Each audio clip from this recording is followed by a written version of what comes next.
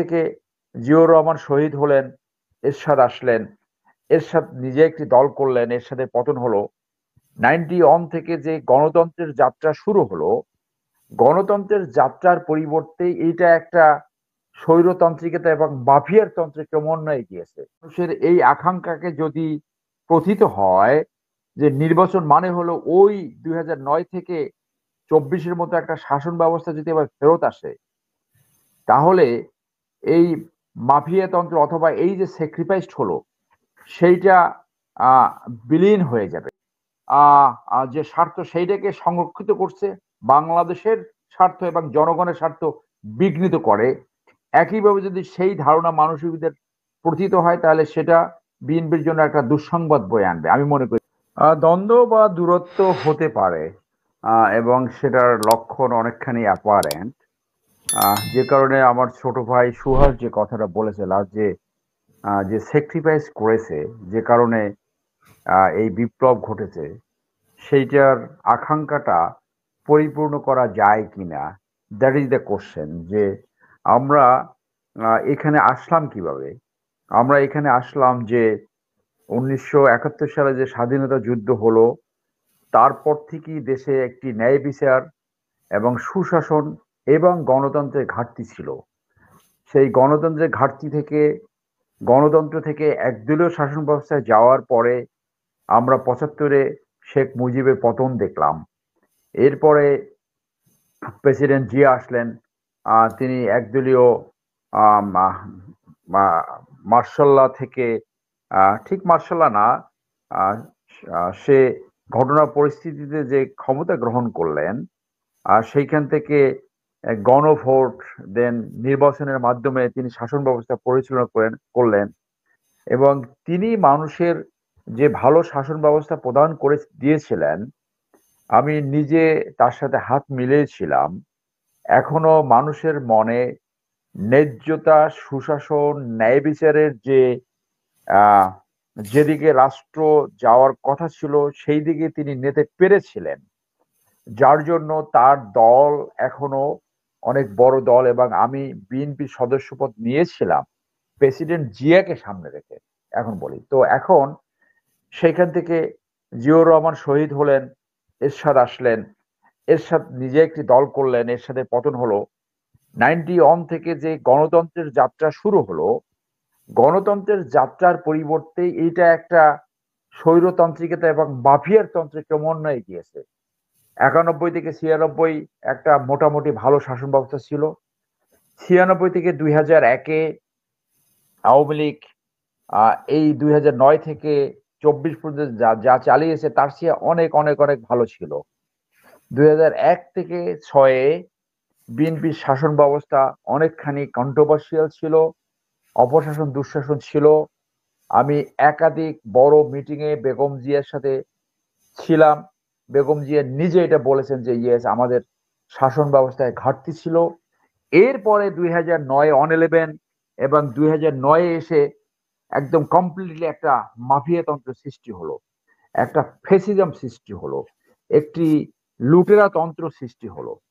রাজনীতির ডেফিনেশন দাঁড়িয়ে গেছিল রাজনীতি করলেই লুটপাট করা যায়, চুরি করা যায়, ডাকাতি করা যায়, অপকর্ম করা যায়, দুষ্কর্ম করা যায়, মানুষের সম্পত্তি লুটপাট করা যায়। এমপি হলে আঙ্গুল ফুলে কলা গাছ হওয়া যায়, হাজার হাজার কোটি টাকা সম্পত্তি হওয়া যায়, নিজের স্ত্রীকে এমপি বানানো যায়, নিজে এমপি পদ কিনতে পারে, এরপরে কুয়েতে যায় বিচার হয়ে জেল খাটে, ফ্রি গাড়ি নেওয়া যায়, ট্যাক্স ফ্রি গাড়ি নেওয়া যায়। জনগণের জন্য আপনি 300% করবেন, ইম্পোজ করবেন, আর নিজে ট্যাক্স ফ্রি গাড়ি নেবেন।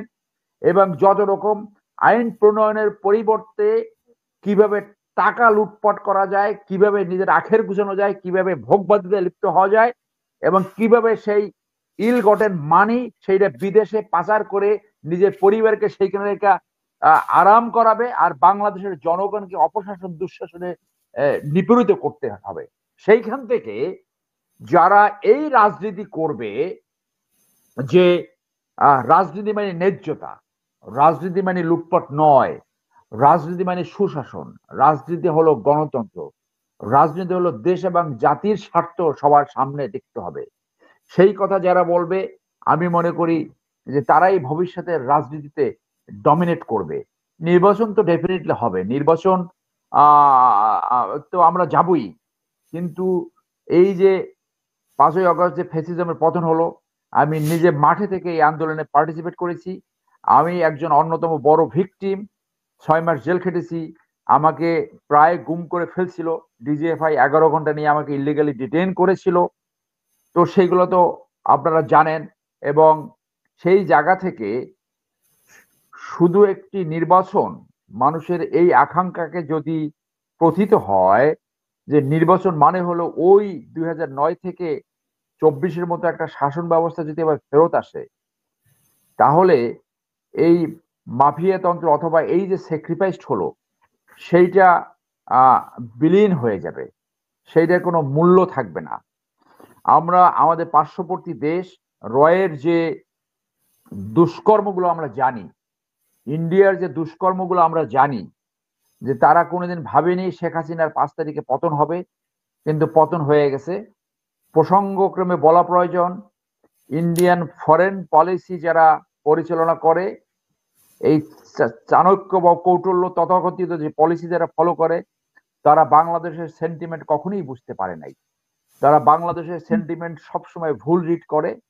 এখন সেই ভুল সংশোধন করার জন্য তাদের যে এজেন্ডা, সেই এজেন্ডা হলো প্রেসিডেন্ট যাতে অপসারিত না হয়, আপনার এসকনের যাতে ব্যান্ড না হয়, আওয়ামী লীগ যাতে ব্যান্ড না হয়, এবং একটা দ্রুত নির্বাচন।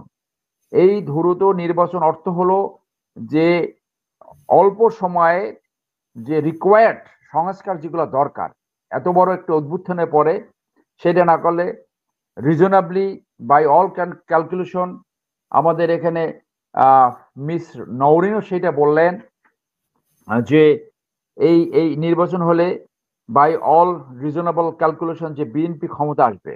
এখন বিএনপি যে কথাগুলো সামনে আনতেছে, সেই কথাগুলো অনেকটা ইন্ডিয়ার সাথে মিলে যাচ্ছে, ইন্ডিয়ান চাহিদার সাথে মিলে যাচ্ছে। এই ক্ষেত্রে বিএনপির যথেষ্ট সতর্ক হওয়া প্রয়োজন যে মানুষের মধ্যে যদি এই ধারণা ঢুকে যায় যে আওয়ামী লীগ যেভাবে ইন্ডিয়ান পদলেহনকারী দল, অর্থাৎ আওয়ামী লীগ হইল বিজেপির এক্সটেন্ডেড পার্টি ছিল, তারা হিন্দুত্ববাদীর যে স্বার্থ সেইটাকে সংরক্ষিত করছে, বাংলাদেশের স্বার্থ এবং জনগণের স্বার্থ বিঘ্নিত করে। একইভাবে যদি সেই ধারণা মানুষদের প্রথিত হয়, তাহলে সেটা বিএনপির জন্য একটা দুঃসংবাদ বয়ে আনবে। আমি মনে করি এই একটা কারণই এনাফ হতে পারে বিএনপির বিএনপির বিপদে পড়ার ক্ষেত্রে। তো যার জন্য আজকে যে প্রতিষ্ঠিত দলগুলো রয়েছে, আওয়ামী লীগ বিতাড়িত, পলাতক, সেইখানে জাতীয় পার্টি ছিল আওয়ামী লীগের দোসর। বাকি সব দলগুলো যদি আজকে এই অভ্যুত্থানের স্পেশালি ছাত্র জনতার আকাঙ্ক্ষাকে ধারণ করতে পারত, অ্যাপারেন্টলি মানুষের ভিতরে যদি এই মেসেজটা তারা প্রসারিত করতে পারত যে তারা এই জন আকাঙ্ক্ষাকে, অভ্যুত্থানের আকাঙ্ক্ষাকে প্রস্ফুটিত করতে পারে, ফুলফিল করতে পারে, তাহলে কিন্তু নতুন দল ফর্ম করার প্রয়োজন হতো না। তার মানে হলো এক্সিস্টিং দলগুলো এখনো ওইভাবে রিফর্মস হচ্ছে না,